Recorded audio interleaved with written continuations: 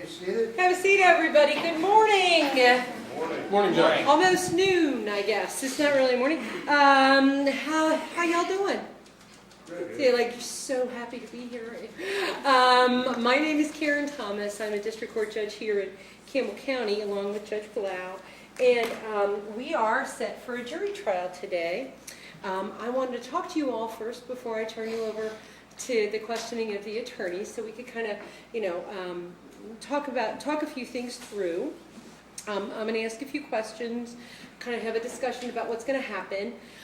One of the things I'm going to ask, though, so that the attorneys can keep track if there's anything they want to follow up with, is if you do have an answer to one of my questions, if you could write down your, not write down, but tell me your name and juror number, right? Because that helps everybody keep everybody straight. I apologize if it's cold in here. We will try to see if we can regulate the temperature. It's 68 according to my thermostat up here. I realize that's different for probably what it's like 10 degrees colder probably back there for you all. But I'm a woman of a certain age, so trust me, you want somebody that can send you to jail to be calm and cool. So they indulge me a whole lot with the temperature in here. But we want you to be happy and comfortable as jurors, so we will raise it if you get cold. Feel free to wear your coat. So let's get started. First thing I need to do is have you all raise your right hands for me. Do you swear affirm to well and truly answer the questions propounded to you regarding your qualifications to sit as a juror in this case? Yes. Very good. Okay, so let's chat a while. This is a criminal case, right, involving a charge of driving under the influence. First thing we have to remember about criminal cases is that how we got here is just how we got here, right? The fact that the defendant was charged with the alleged crime means nothing, right? It's just the mechanism that moves us in to the courtroom. As the defendant sits here today, the lady is innocent, right? She is not guilty of anything. She has no burden of proof. She hasn't done anything wrong at all. It is the obligation of the Commonwealth, through the county attorney's office, to prove beyond a reasonable doubt that she did the thing they're alleging she did, right? So the mere fact that we're here today shouldn't make you think twice about what's going on. Only things that matter are what comes from this witness box today, or any exhibits that you're given to take with you to the jury room. So let me start by introducing the parties. That's usually a good way to start. I should say this is in re the Commonwealth of Kentucky versus Carly, right? Carly Bryant, Miss Bryant, and let's start with the Commonwealth. The county attorney is represented today by Mr. Stephen Dossenbach and Miss Lydia Toller. Miss Toller, would you like to introduce yourself, your colleague, and those other folks in the county attorney's office, as well as your officer for the day? Yes. All right, thank you. And like the judge said, my name is Lydia Toller, and this is my boss, and he's going to be my co-counsel today, Steve Dassenbrock. We do both work for the Campbell County Attorney's Office. Today, the witness that you're going to hear from is Officer T.J. Selby. He's here. So if you know either one of us three folks, would you please raise your hands? Okay. Sure. So what's your juror name and juror number, sir? My name is Eric Brown. I'm juror number 357. Okay, and how do you know these fine folks? I know Officer Selby from my job. I am the third shift supervisor for Newport on the Levee Security Department, and I have frequent interactions with Officer Selby. Okay. Let me just say, I'm going to ask you a real quick question. The fact that you know Officer Selby and in your relationship, your professional relationship, would it make a difference in your ability to sit and listen to the evidence today, render a fair and impartial verdict, or would you give him more credence because of your relationship? I believe I would be able to remain impartial. Okay.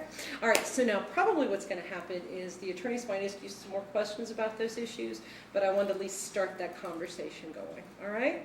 Terrific. Go ahead. I'm sorry. Anyone else know Ms. Toller, Mr. Dossenbach, the officer? All right. I take by your silence your answer to that question is no. Ms. Toller, would you tell everybody else who else is in the office? So we have several other part-time attorneys that work in our office, as well as the elected official, Steve Franzen. I'm going to list off all of these folks. And then at the end, if you know anybody that I've listed, if you could just raise your hand. The elected attorney is Steve Franzen, like I said. We also have Alex Edmondson, Adam Hill, Frank Benton, Tom Edge, Kim Vokey, and Benita Flickinger. Does anybody know any of those folks? Ma'am? I know Steve Ransom. Okay. And ma'am, your juror number and your name. My juror number is 321, and my name is Barb Egan.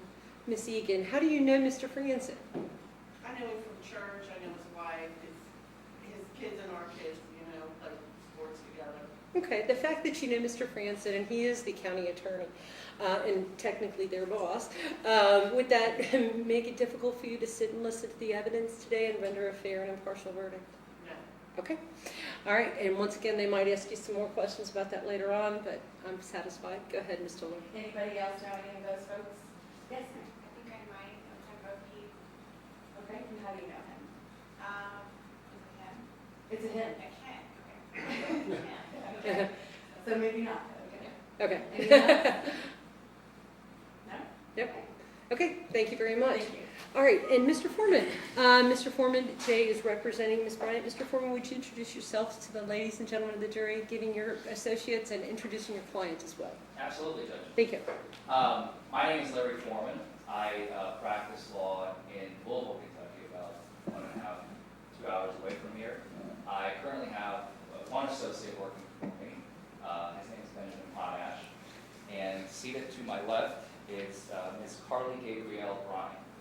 Do any of you all have any, I don't think I recognize any of you. Do any of you know Mr. Benjamin Potash or Ms. Bryant? No? And Ms. Bryant, where do you live, ma'am, so they have a location to identify you with? I live in Newport. You live in Newport, Kentucky. All right, thank you, ma'am. Thank you, sir. Sometimes it No helps problem. if you know where somebody lives to help recognize a face, or at least it does it with me. So the answer to the question then, by your silent size, is no, right? Okay, great. All right, so let's talk a little bit more. As you can see, I am standing. A couple reasons why I am standing is so I can see you all better, right? But also, I have a broken vertebrae in my back. So every now and then getting up and moving around is a good thing. I also have a heating pad.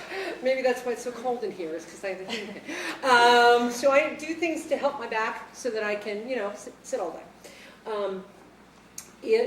The reason I'm telling you that is I want to ask, is there anyone here who feels they have a physical issue that would prevent them from being able to sit during the course of this day to hear these matters?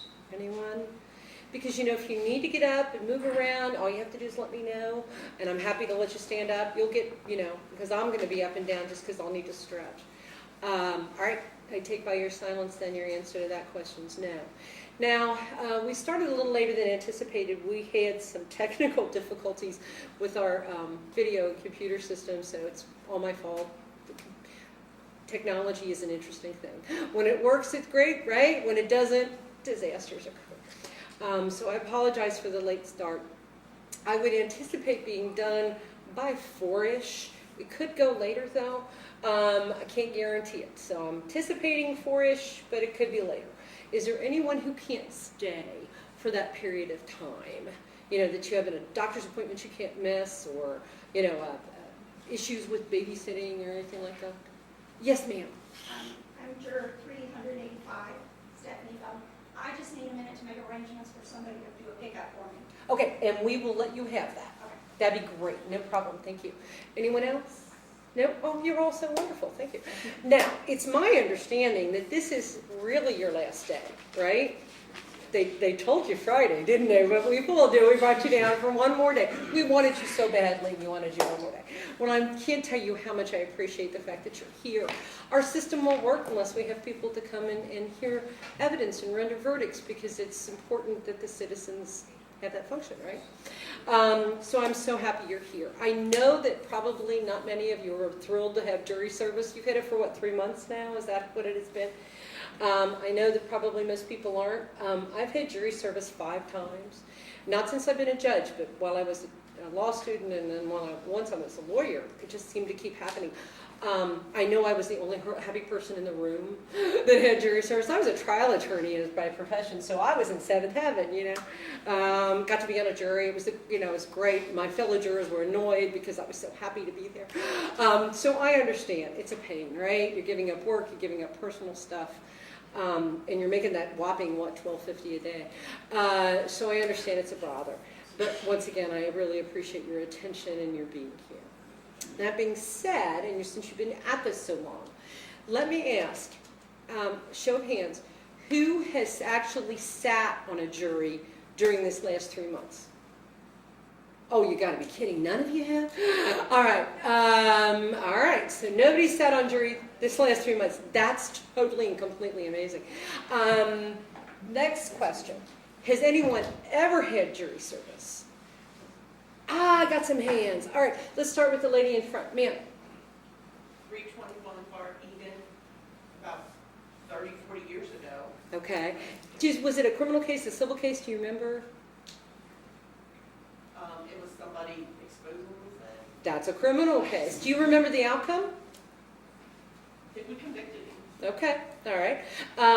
Now one of the reasons I wanted to ask this question is because if some of you have had the experience of serving on a civil jury, like a slip and fall or medical malpractice cases, stuff like that, right? Automobile accidents, those are civil cases. There's a different standard.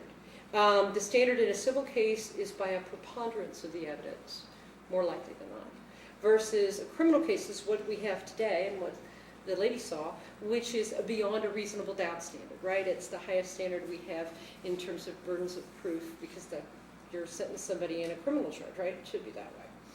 I wanted to make sure I use that to actually just talk about the differences and make sure everybody understands. We had a couple of other hands go up. Who else did we have? Yes, ma'am, and then sir. Stephanie Feldman, juror 385. This is my third time. You are like me, yay. We should buy lottery tickets more often. The first time it was a civil case for disability or injury on a job. And then the second one was a criminal case, Okay. probation violation. Probations, okay, those issues. All right, and then they've been a while ago, or when were they? 4 years, 5 years. Okay, yeah, all right. Well, great. Thank you for being such a persistent juror. Yes, sir. Juror number 324, Charles Doobie. I was on a civil trial. It was a while ago because Judge Campbell was on. Oh, Judge Mollenkamp, he was one of my favorite people. Scared the bejeebus out of me as a trial attorney. But yeah, once I got to know him, he was just a lovely, lovely man. Okay, so that was a civil case. Anybody else? Lady, ma'am in the back. Juror 320, Patricia Messman. It's been about 30 years ago, it was a criminal trial. Oh, okay. Do you remember what happened in that case? He had set fire to a building and killed 5 people. Oh, was it here in this county, wasn't it? Yeah, I remember that case. Oh, my golly. Yes, you did convict him. It was a terrible case, horrible story. And then who else? There was another, yes, sir. Civil case, my 306, Michael Forman. Thank you. It was a civil case about 6 years ago. That's 6 years ago. Okay. Wonderful. So some of you have had your experience and some haven't. How many of you have gone through this process, the Voir process, where people are asking you questions? Anybody? Other than, oh, not many either. Wow. So you guys have kind of skipped through. So I'm hoping I'm doing a good job explaining things then to you. So here's what voir dire is. It literally means to tell the truth, right? And it is the process where the Commonwealth and the defense have an opportunity to ask you questions, right? And the questions aren't to pry or to be insensitive or ask you something that's going to embarrass you. But it's to pick those 6 people that are going to try Ms. Bryan's case today that can be fair and impartial to both sides. That can listen to the evidence presented and not take any preconceived notions or ideas with them when they make those decisions, right? And we talk about bias or prejudices when we talk about picking a jury. We don't want somebody that's biased or prejudiced. And that sounds tough, right? It sounds really hard. No one likes to think of themselves as biased or prejudiced. Right? I don't like to think of myself that way. But I will give you my example of what that means. When I was just out of law school, I was 25 years old. I was sitting at 6th and Oak Maple, down by old OLP, the Hannaford in Newport, right? I was sitting at that light, or that stop sign, and I got rear-ended. Lady came just barreling to, shot me in the intersection. And up until that time, now I was raised by Germans, right? And if you weren't gushing blood, you weren't hurt in my family, you know? So if they didn't see the blood, and even then, put a popsicle stick on it and bandage it, you were fine. But they would have said, my parents would have said, hey, if you don't see anything, you must not be really hurt. So up until then, I didn't really think that whiplash stuff was all that big of a deal, right? I had never really tried personal injury cases at that point, and I didn't understand flexation injuries and the damage to muscles and all that kind of stuff. But after that, you know what? That hurt, right? I had a severe whiplash as a result of that collision. So I have a bias because I remember how much that hurt, right? I understand the process because I lived through it. I understand it hurt. So I take that with me, right? You would take all our experiences into jury processes, right? Wherever we go. I take that with me when whatever I would do. And what I have to be able to say is I can set aside that, right? Remembering how hard how bad that was, how much it hurt, how much it's hard to get somebody to understand how much it hurts. And I can set that aside and just listen to the evidence that would be presented at a trial, right? But that's all. It's because life has experiences that way. Now, this is a driving under the influence charge. So their questions might be things like, have you ever had a DUI yourself? Have you ever had a relative or a close personal friend that's had a DUI? Or, God forbid, had somebody hurt by a DUI driver, right? And those are real personal questions, and they're real intense questions. And some folks, if they've had a DUI before, have very specific feelings about the process and what happened and what that means. The idea is, can you set that aside, right, and just listen to the evidence? The same applies if you've been hurt by a DUI driver or had a relative that was, or a family member or a close personal friend hurt. Can you set that aside? That's hard to do, right? And there's some things we just can't get over. There's some things we just can't forget and we can't put aside, and that's okay. What we want is for everybody to be honest, because we want one thing, a fair and impartial jury for both sides, right? And so we need those honest answers. Now, I know some of that stuff's pretty personal, so if for any reason you feel uncomfortable answering questions in front of the whole group, you just come up, let me know, come up here, we'll make this thing noisy, no one else has to hear, or if that's not appropriate, we can get back to my chambers, there's a video system back there. So happy to go through and we can make accommodations if you need to. But please understand, the attorneys are going to ask you questions, and they in no way mean to embarrass you, make you feel bad, or doing anything for any other reason except for the goal that I've set them, which is that fair and impartial jury. Now in a few minutes, I'm going to, yep, you okay? Just gotta get drink of water. Okay. All right, well, I have to stop. We'll just hold on for 1 second. We'll let him come back in. He just has to pour. Oh, that's okay. We've got some water we can give you. I'm okay, thank you. Okay, well, we've got some for you. Why don't you give, just in case. That way you've got some and you don't have to worry about drinking out of that nasty fountain. Okay, so what's going to happen, folks, is that we're going to call 12 names. We're going to seat in those first two pews, as I call them. And we're going to sit 6 in one row and 6 in another. And then I'm going to turn the conversation over to the attorneys. They're going to ask you some questions, right? Ms. Toller's going to go first, then Mr. Forman. Once they're going to start asking questions. Now, it's not that they're ignoring the other folks in the back, right? They've just been told that they're not allowed to talk to anybody else but the 12. That's what I've told them, right? So, but what I need you to do, so if you hear a question, you think, oh, I have an answer to that I need to give somebody's attention to, remember that. Because if I have to remove one of my 12, we're going to pull another name out and we'll put you in that spot. And my question's going to be, did you hear all those questions? Did you have any answers, right? So that's why it's important, but they are limited to the 12. Okay, so that's what's happening there. The other thing is whenever we take a break, whenever we pause in our process for any reason, and you're going to be leaving the courtroom or anywhere actually, I'm going to ask that you not discuss the case amongst yourself in any way, shape, or form, or talk to any of the parties. They've been told that they're not allowed to do that. They know that, right? It's not that they're all not nice people. So if somebody walks by and you say good morning and they had their head down and they keep walking, it's because I've told them they have to do it that way, right? It's not that they're ignoring you, it's not that they're mean or don't think you deserve the time of day. They're doing it because I've told them they've had to. We can't have jurors and parties and attorneys interacting. It's inappropriate. And right now you don't have buttons on, right? Once we get our 6, we're going to give you a button that says you're a juror. And that's why we know, like if you go to lunch, grab some food, we know that, hey, there's a jurors in that corner, we gotta be careful, or out in the hallway. But right now you don't have that, so you have to keep that in mind for me. Okay? All right, I think that's enough of me talking. I think we're gonna call our 12 names. Ms. Truly.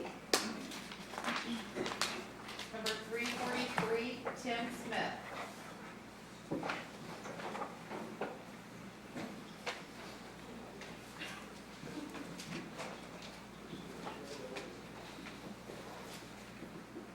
Number 323, David Parrott.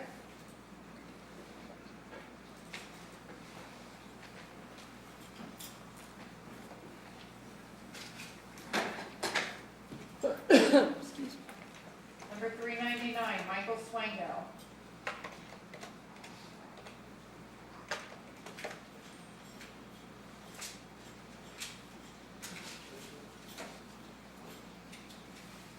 Number 372, Sharon Hillenbrand Cleet.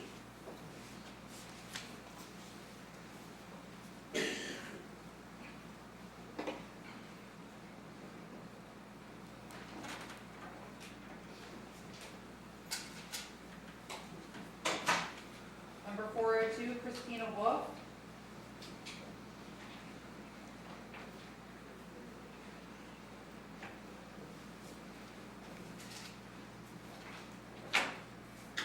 Number 290, Rodney Harris.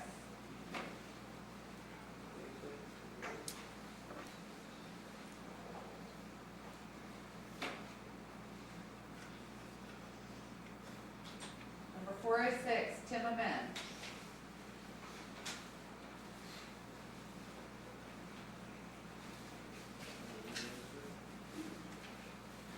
Number 367, Carl Beckrich.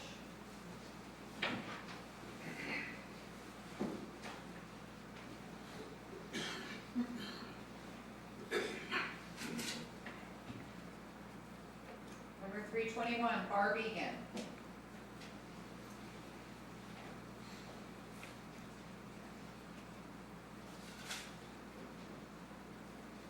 Number 413, Pamela Lancaster.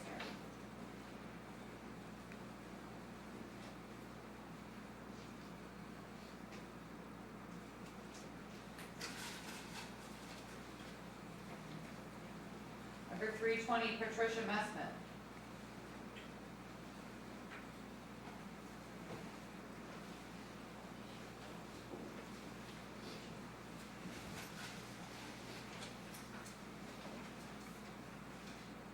Number 344, Joe Viltrakis.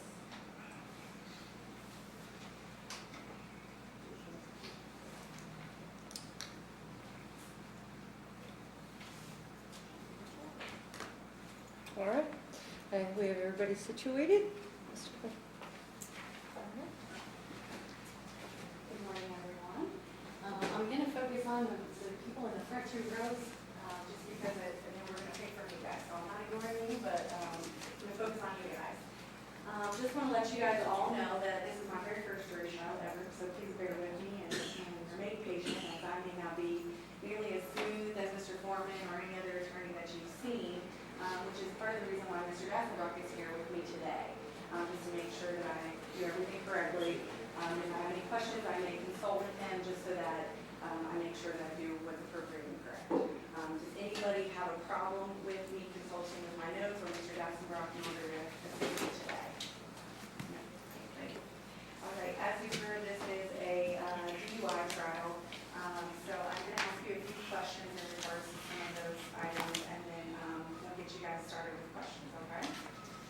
There are no right or wrong answers here, and I'm not asking questions to try and embarrass you, and as the judge said, we do have some questions with answers that are a little personal, just let me know, and we'll go up to the bench and we'll discuss that with the judge up there, so you don't have to air your dirty laundry out.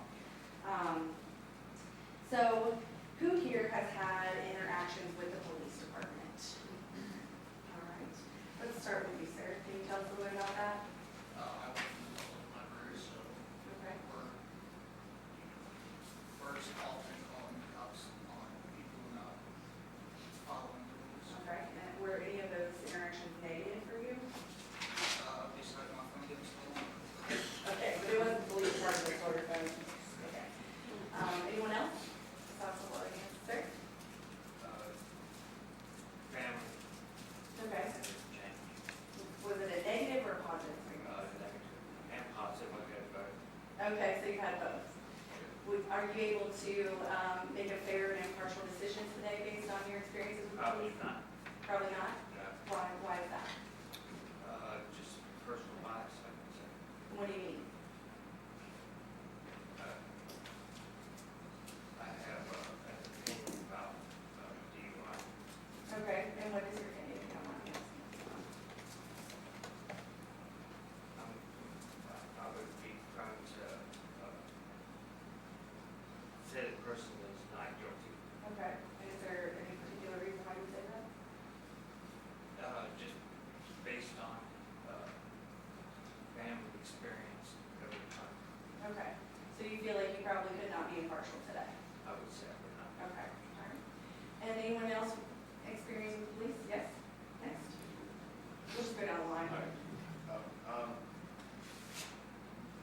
not worried. I guess just interaction with police Okay, was it a negative or positive experience for you? or negative, definitely. Okay, and is that experience going to keep you from having a fair and impartial decision today based on the evidence that you see here?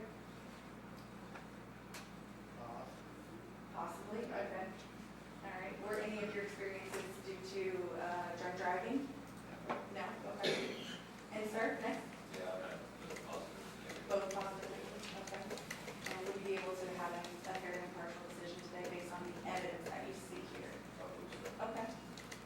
Anybody else in the front row?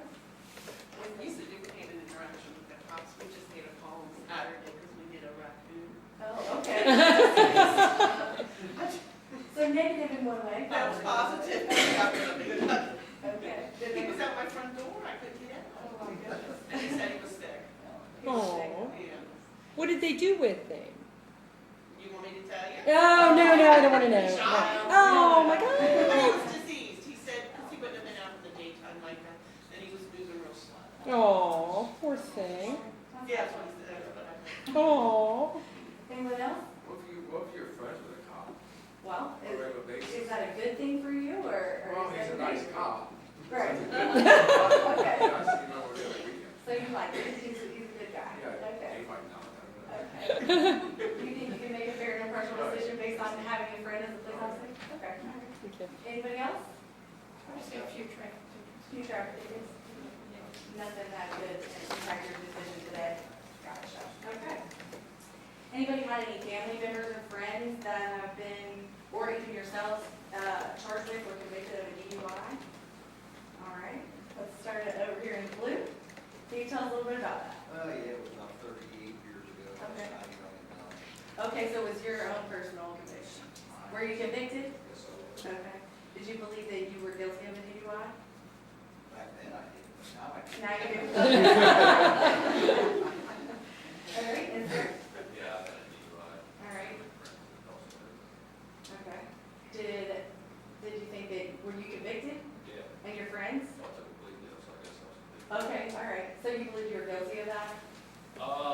Yes and no. I mean, yes, given the circumstances, but no, I actually wasn't intoxicated.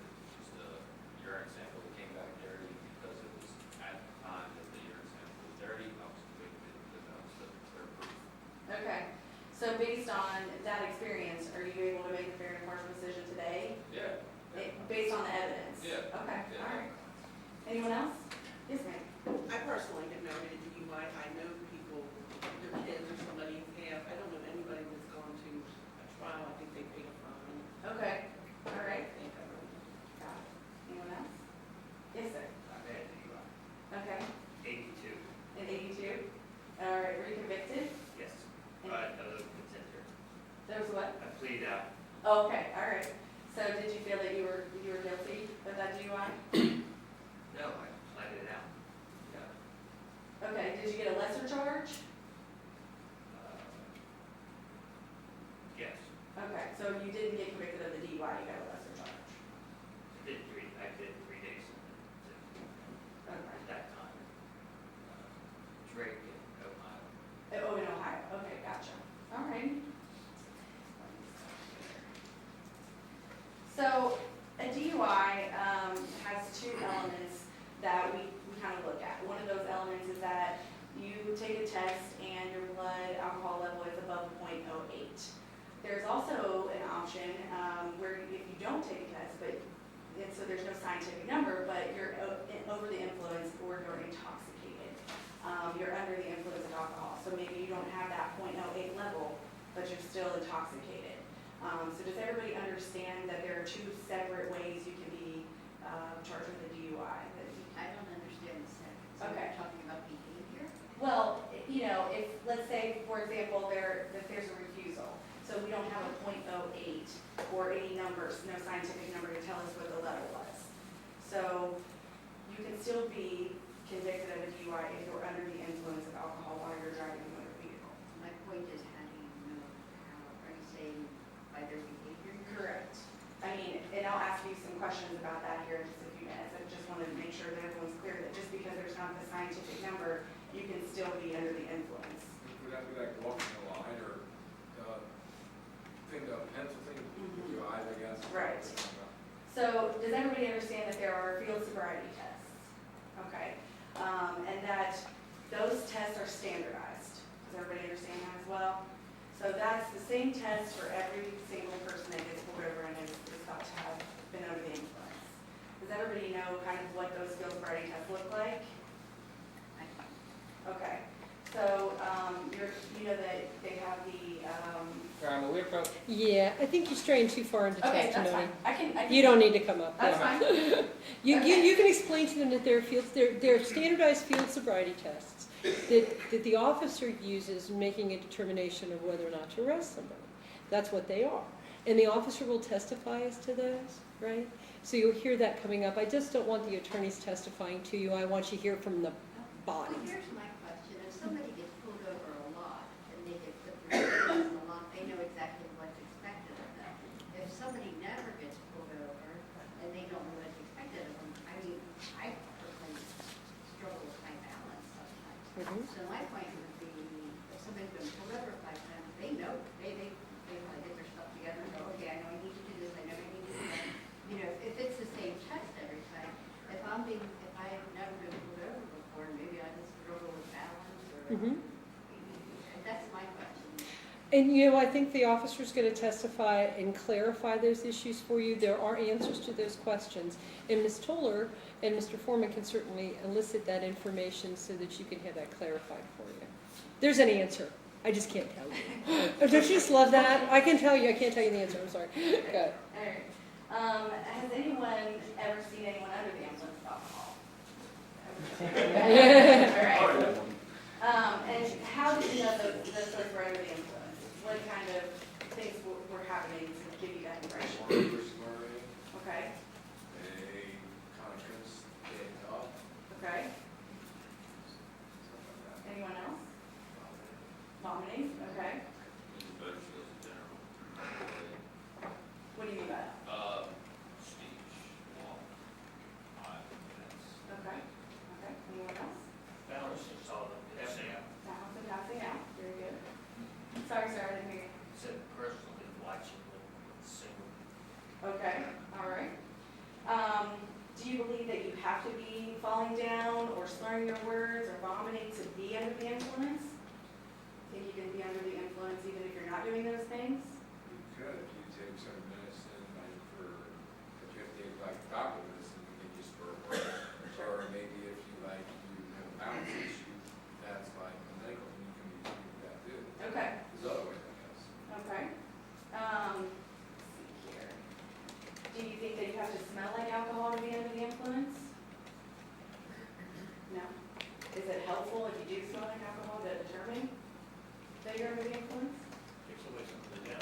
Okay, all right. Anything with the physical appearance that you would think as far as seeing someone under the influence of alcohol? Have you ever seen an angry drunk? Someone who's belligerent? Okay, can you tell us a little bit about that? Anybody? She's happy when she gets about 4 beers, watch out. She just goes off. I'm like, okay, she said too much, go in there. Okay. Makes me roll up. So yeah, some people, if they drink too much, they can have a mood change. Okay, gotcha. So have you ever seen anyone that's a happy drunk? Yeah. Okay. So they're not that same person when they're drunk as they are when they're intoxicated. All right, good. What what do you guys think that we have to have as far as skills to drive a vehicle? Can you tell us what kind of skills that you must have in order to be able to drive a vehicle? Hand-eye coordination, concentration. Okay, Be observant of what's in front of you and beside you, I guess, to be aware of what your surroundings are. all right. And do you think that being under the influence of alcohol could affect those skills? Okay. And you're going to hear a little bit about a breathalyzer today. Does everybody know what a breathalyzer is? Okay. Does everyone know that that is admissible in court? Got it. Does anyone have trouble finding guilt without this test being completed? So let's say if there's a refusal, if there's not a breathalyzer result, would any of you have trouble finding that the defendant would be under the influence of alcohol? Just because we don't have that result? You would? I would without some type of guess. Okay, Some type of scientific or guess. okay. So without some sort of scientific test, you For the alcohol, absolutely. You have Those are trouble. too many extenuating circumstances that Gotcha. could possibly manifest themselves in a way that could make them think that it was something better than what it really is. okay. Anyone else? Can I ask a question? Sure. I thought if you refused, you were automatically guilty. Or didn't they say that? No? Not necessarily. Oh. Not automatically guilty, but Right. I thought, I don't know. Okay, all right. Okay, wait a minute.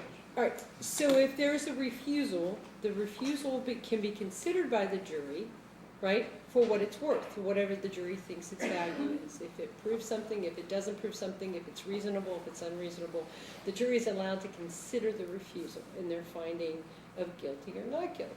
So that's what that means. Now, you're probably thinking if there is a refusal, that there's an automatic suspension of a driving privileges with the refusal, which is different than what we're talking about, which is the underlying DUI. Does that help a little bit? A little. Okay. Yeah, we're in a quagmire. We'll get there. I promise. If you're on the jury, you'll have jury instructions. You'll understand all of this stuff before you ever have to make a decision. Okay? Go ahead, Mary. Okay. Does anyone know of any legitimate reasons why you wouldn't want to take a breathalyzer if you were asked to do so by a police officer? Just don't want to do that right.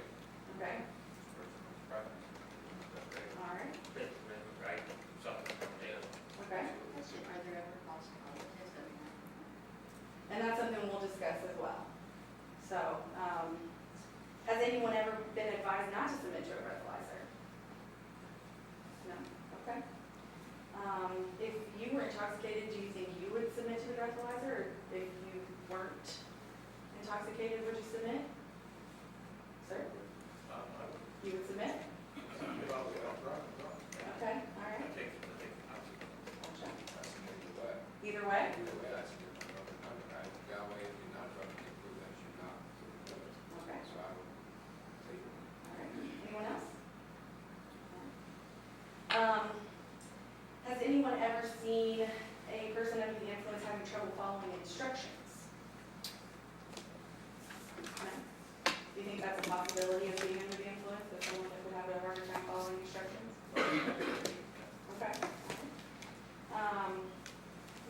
see here.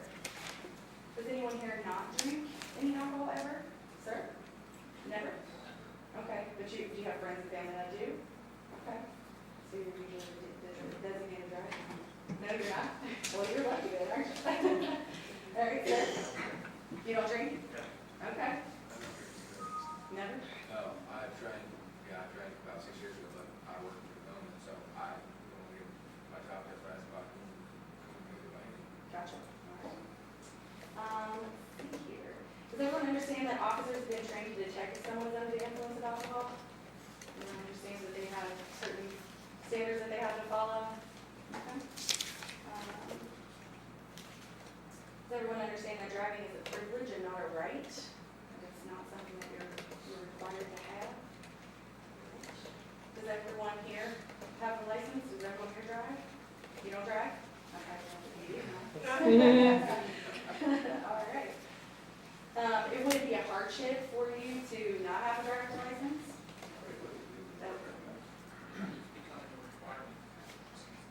Almost, yes. would you ever give up your license just to prove a point, or would there ever be a good reason for you to give up your license?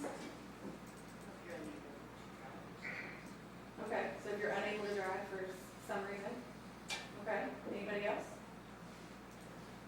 All right, well, your job as a jury is to apply the facts, and my job as a prosecutor is to present those facts to you beyond a reasonable doubt. Does everybody understand that? Okay, and so that means that I would have to prove this case beyond a reasonable doubt with no shadow of a doubt. Do you guys all agree to hold me just to that standard and nothing higher? Okay, anybody have a problem doing that? Okay. Is there any other reason that none of you 12 here could sit on the jury today? Any other reasons that I have maybe not touched on? No? Okay, thank you. Well, Your Honor, I will accept your call. Thank you. All right. Mr. Forman, your turn now. Thank you, Your Honor.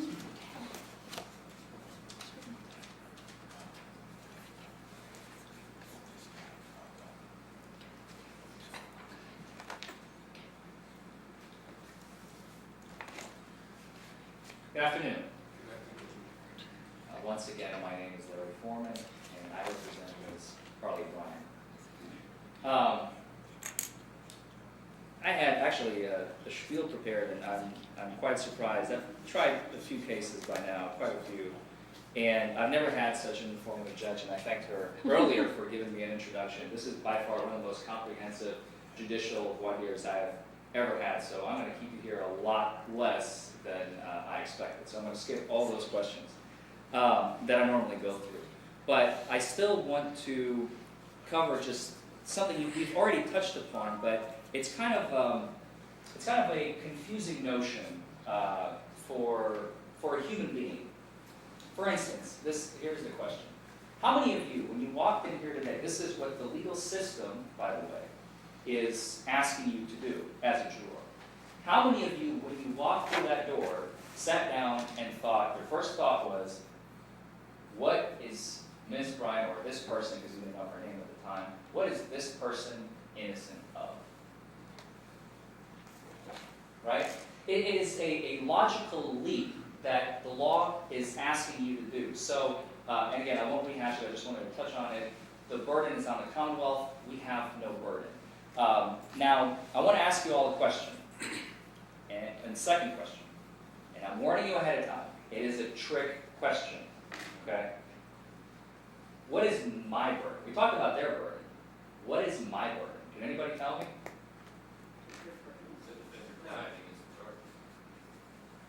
Can anybody say why, I'm terrible with names, I've been trying to follow, I apologize, but why these two lovely individuals in the back are wrong? Can anybody tell me? Sir, what is your name? I'm sorry. Michael? Michael, why do you say that? You are correct. Why do you say that? Because you're innocent until proven guilty. So the burden is on the prosecution to prove that the defendant has done something wrong. She's automatically, in this case being automatically innocent. Does anybody have a problem with that? I've got a problem with what you're saying, just because I'm sure she doesn't feel like she doesn't have a burden. If I was sitting there, I'd feel like I had a very big burden. Well, allow me to take a step back and explain. We will be doing something. We will be asking questions. We will be putting on proof. We will be putting on evidence through the cop, through potentially other witnesses, which we're not planning on having any, but we could. I mean, I understand Yes. your point. My point being, I think I would feel. You have a problem with that? I don't have a problem with it. I would feel like I had a burden if I was sitting in her weddings. I would feel like I had a burden. Okay, I understand. But my only question is, do you have a problem with the fact that this is the way our legal system works? Anybody else agree with Ms. Is it Coletti? It's Hildebrand, Cleet, my apologies. Cleet. Does anybody feel similar to what Ms. Cleet is feeling? Okay.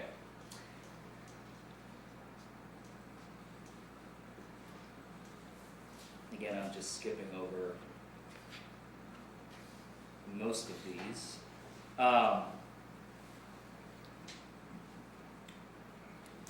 So I really only have a couple other questions. This is going to be the shortest part of the year I think I've ever done.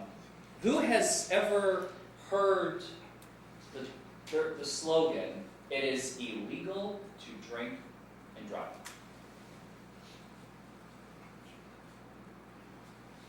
We all know that it is illegal, as advertised, drive sober, get pulled over. We have all these slogans. Does anybody have a problem with the fact that an individual has a right to consume alcohol and then drive so long as they are not under the influence of alcohol? Does anybody have a problem with that? It is not against the law to consume a beverage and then drive so long as you are not under the influence of that beverage. Nope, anybody has a problem with that? But if you've had alcohol, aren't you under the influence of it? I mean, if you've consumed some alcohol. That's why there's a level. Well, Because when you're 2 hours and you 2 hours done, you're not, you have not in your system yet, so you can be out of your system in 2 hours by having 1 beer. You'll be out. Actually, If you go to a wedding or a party, you're definitely probably Good, gonna be out right. there drink. That's right. You have a Starbucks and you're under the influence of caffeine, and you make your, I mean, it all. Very true. You know, it all agitates. That's why I avoided the coffee this morning, because There really is chemicals are chemicals. Let me stop a second. It's the language, right? There is under the influence by our statute, which is a number, right? If you blow into the thing, you take a blood test, you get this number. That's called a per se violation. The other one is you're under the influence and it impairs you, right? You're right. You're under the influence if you have one thing. I've been sitting here with my bagel mug drinking caffeine all morning. So I guarantee you I'm under the influence of caffeine. But does it impair me, right? Does if I have something, does it cause me to feel fuzzy? For me, I am not much of a drinker at all, right? So if I have one glass of wine, all I want to do is go to bed. And I am not the mean drunk that your sister is. But I also am a sleeper. So I don't drink at all and drive because of that, because I know what it feels like for me. Everyone has their own issues and own processes, and that's what you're saying. That you have to make that decision for yourself, and that's what the statute says, right? It's okay to drink, it's okay to have a drink and drive. You just can't do it so it's going to impair your ability to respond. That's all it means. But he's absolutely correct. Nothing wrong with having a drink and getting behind the wheel of the car, as long as it doesn't impact your ability to drive, right? That's what it means. Does that make sense? Does that help at all? You're all struggling with the factual process so much. And the problem is we've strayed into the statutory definitions that I felt like we needed to kind of fix some of it. It's not fair to Mr. Forman that I fixed that one, I need to fix this. All right? Go ahead. Thank you, Judge. I really You're appreciate it. welcome. And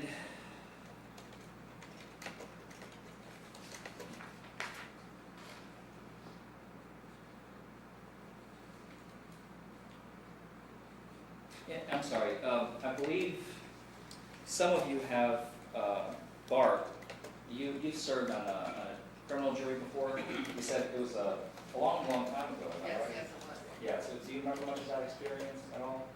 I'm just curious. Well, I think it was an indecent exposure of a guy Yeah. in a restroom to a little child, and somebody caught him. I wonder if you were there. Yeah. Okay. How was that experience? Did it affect you? Did you still hold any of those memories? I don't know what I'm fishing for here, but. Well, I don't know, to me, it was a good experience, I got out of work and. I Fair got to enough. meet somebody, knows some of the attorneys and some of the jargon and that, I mean, it was a positive experience. Okay.